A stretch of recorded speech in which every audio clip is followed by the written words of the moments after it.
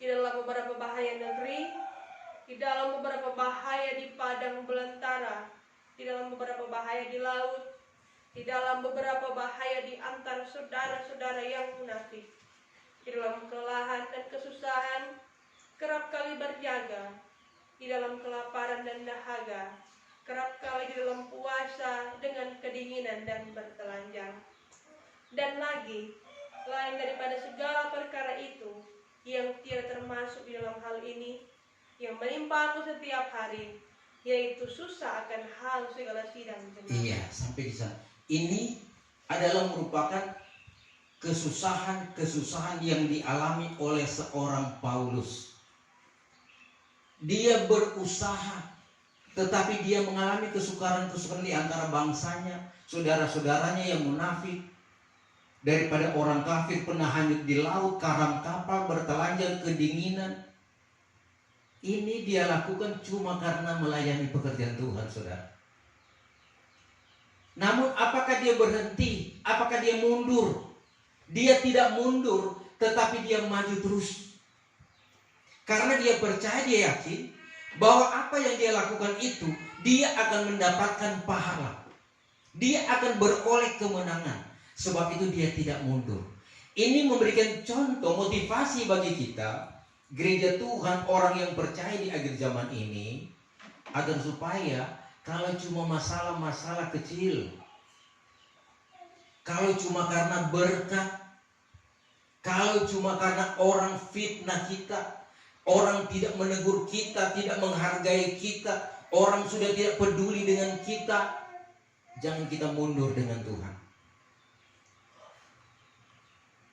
Bahkan dalam keadaan situasi yang sangat tidak memungkinkan kita untuk maju, dan kita tetap maju karena Tuhan, saudara, kita akan melihat apa yang Tuhan akan berikan. Karena saudara, ya, Rasul Paulus meskipun demikian, dia sudah tahu, karena dia selalu ada hubungan dengan Tuhan. Dia sudah melihat kemuliaan Tuhan, bahwa dia dibawa ke aras, ke Yerusalem. Dia sudah lihat itu Yerusalem baru, kemuliaan, sehingga dia tetap bertahan, dia tetap kuat, dan dia tetap setia. Nah, saya dan saudara adalah orang-orang generasi akhir zaman yang sudah melihat pengalaman daripada Rasul Paulus. Dia tidak pernah berhenti lelah, bahkan dia berusaha dengan kekuatannya. Meskipun dia katakan, ya, dia tidak senang-senang, ya, tetapi setiap waktu dia dalam bahaya. Firman Tuhan 1 Korintus 15, minta tolong dibaca ayat 30 dan 31. Apakah sebabnya kita ini setiap waktu masuk ke dalam bahaya? Setiap hari aku menahan mati, hai saudara-saudaraku, demi kemegahanku dari hal kamu yang ada padaku di dalam Kristus Yesus Tuhan kita. Iya, dikatakan oleh Rasul Paulus, apakah sebabnya kita ini setiap waktu masuk dalam bahaya? Saudara, memang selama kita dalam dunia, orangnya tidak berada di tempat yang nyaman. Kita tidak ada berada di zona nyaman. Tetapi bahaya demi bahaya itu menghantui kita. Apabila kita salah melangkah, kita salah memilih jalan, maka kita masuk akan terjerumus.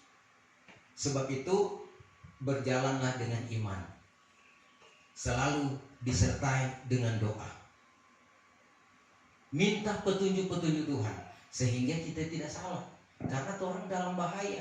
Mungkin sekarang kita melihat bahwa kita dalam keadaan aman, damai, sejahtera, ya. Tetapi saudara sekalian, kita tidak bisa memastikan ke depan sebentar besok apa yang akan terjadi. Karena dunia ini saudara sekalian sedang bergejolak. Sebagaimana Nabi Habakuk diperhadapkan dengan kerusakan, perbantahan, kesukaran, hukum diputarbalikan, kebenaran tidak lagi bisa menang karena orang fasik merajalela. Itu kita akan hadapi. Nah, saudara sekalian, kekuatan firman Tuhan, Roh Kudus itu perlu kita pegang, perlu memenuhi kita sehingga kita bisa bertahan pada hari yang malam. Amin, saudara.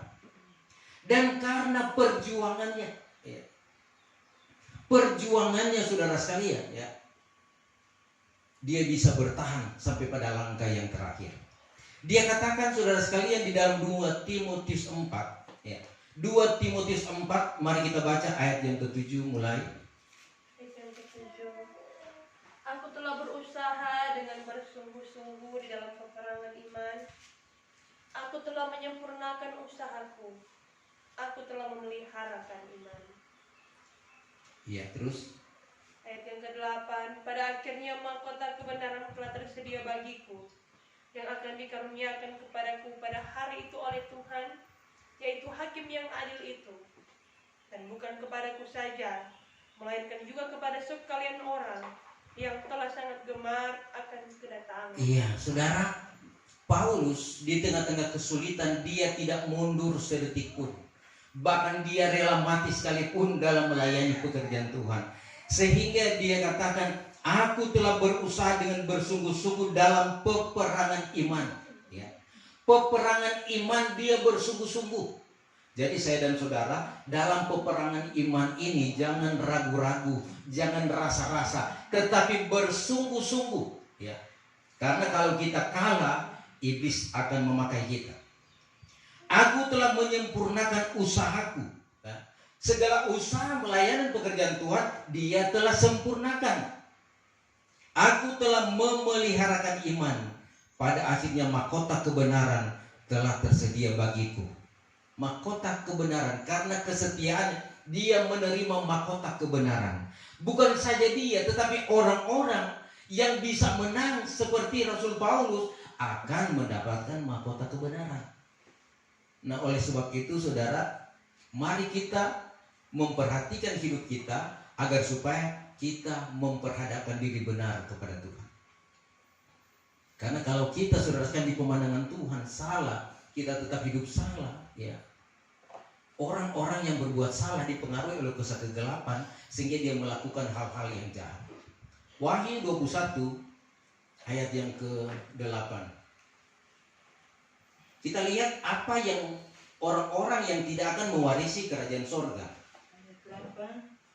Tetapi orang-orang penakut, orang-orang yang tidak percaya, orang-orang keji, orang-orang pembunuh, orang-orang sundal, tukang-tukang sihir, penyembah-penyembah berhala dan semua pendusta, mereka akan mendapat bagian mereka di dalam lautan yang menyala-nyala oleh api dan belerang. Inilah kematian yang kedua. Iya, saudara, yang tidak akan masuk Yerusalem baru atau bumi baru, yaitu dalam ayat yang ke-8, yaitu bagi orang yang penakut, orang yang so dengar firman tetapi takut untuk bersaksi, takut pada manusia, takut kepada siapa, sehingga dia tidak dapat menyatakan itu kebenaran, takut menyatakan yang benar.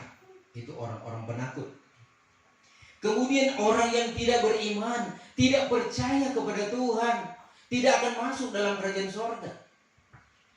Mari kita saudara sekalian perhatikan, ya.